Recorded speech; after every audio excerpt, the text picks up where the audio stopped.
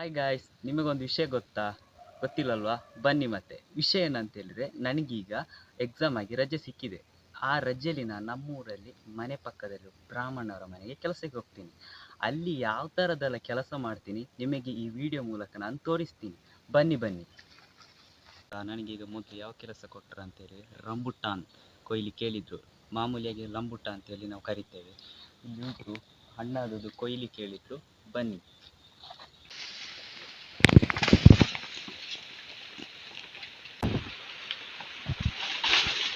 ಇದನ್ನು ಕೊಯ್ದಾಯ್ತು, ಈಗ ನಾವು ಹೆರ್ಕೋಣ.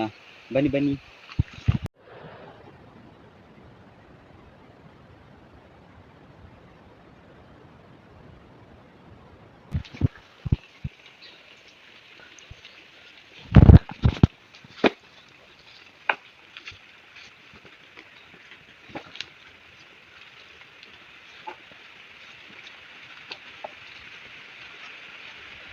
ಊಟನ್ನು ಕೊಯ್ದಿದ್ದೇನೆ ನೋಡಿ.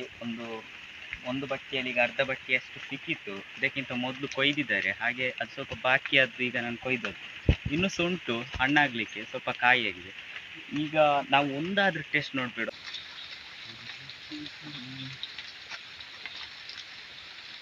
ಈ ಥರ ತಿರುಗಿಸಿದ್ರೆ ಆಯ್ತು ಈ ಹಣ್ಣನ್ನು.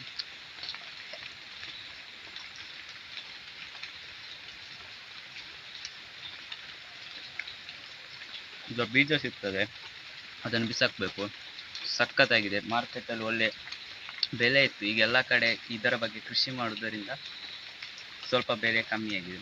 ಈಗ ನನಗೇನು ಕೆಲಸ ಗೊತ್ತುಂಟ, ಮಳೆಗಾಲದಲ್ಲಿ ತುಂಬಾನೇ ಗಾಳಿ ಬಂದು ತೋಟದಲ್ಲಿ ಈ ಅಡಕೆಯ ಮರ ಬಿದ್ದಿರ್ತದೆ. ಆ ಅಡಕೆ ಮರವನ್ನು ಮಿಷನಲ್ಲಿ ತುಂಡು ಮಾಡಿರ್ತಾರೆ. ಆ ತುಂಡುವನ್ನು ಮಾಡಿದ ಆ ಅಡಕೆ ಮರವನ್ನು ನಾವೀಗ ಅವರ ಮನೆಗೆ ತಗೊಂಡು ಹೋಗ್ತಿದ್ದೇವೆ. ಬನ್ನಿ ಮತ್ತೆ. ಅಡಕೆಯ ಮರದ ತುಂಡನ್ನು ತಗೊಂಡು ಹೋಗುವ ಮೊದಲು ನನ್ನ ಕೈಯಲ್ಲಿ ಗೋಣಿ ಇದೆ. ಗೋಣಿಯನ್ನು ಮೊದಲು ಈ ಥರ ಮಾಡಿ ಇಲ್ಲಿ ಇಟ್ಕೊಳ್ಬೇಕು. ಇಲ್ಲಿ ಇಟ್ಕೊಂಡ ನಂತರ ಈ ತುಂಡು ಉಂಟಲ್ಲ, ಈ ತುಂಡನ್ನು ಈಗ ಇಟ್ಕೊಳ್ಬೇಕು. ಇಲ್ಲೆಲ್ಲ ಇಲ್ಲಿ ಇಟ್ಕೊಳ್ಬೇಕು. ಇಲ್ಲಿ ಇಟ್ಕೊಂಡು, ಯಾಕೆಂತ ಹೇಳಿದ್ರೆ ಮಣ್ಣಾಗ್ತದೆ ಮತ್ತೆ ಭಾರ ಸಹ ಕಮ್ಮಿ ಆಗ್ತದೆ ಈ ಗೋಣಿ ಇಟ್ಟರೆ. ನೋಡಿ ಈ ಥರ ತಗೊಂಡು ಹೋಗುದು. ವೆರಿ ಈಸಿ ಕೆಲಸ.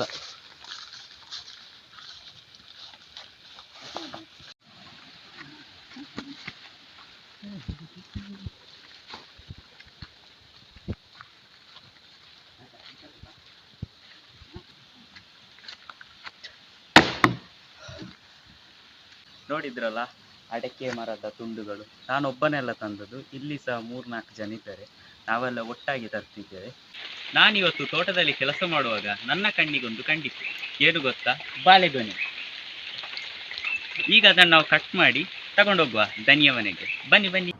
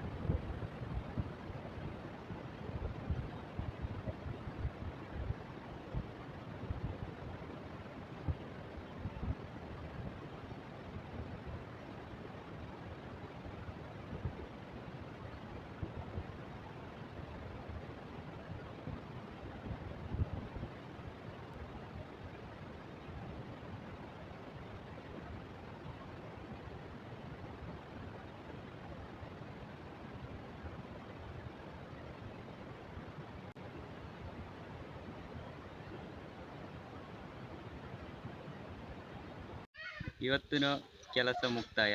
ಇನ್ನು ಮುಂದಿನ ವಿಡಿಯೋದಲ್ಲಿ ಸಿಕ್ಕುವ. ಈ ವಿಡಿಯೋನ ಶೇರ್ ಮಾಡಿ ಹಾಗೂ ಸಬ್ಸ್ಕ್ರೈಬ್ ಮಾಡಿ. ಧನ್ಯವಾದಗಳು.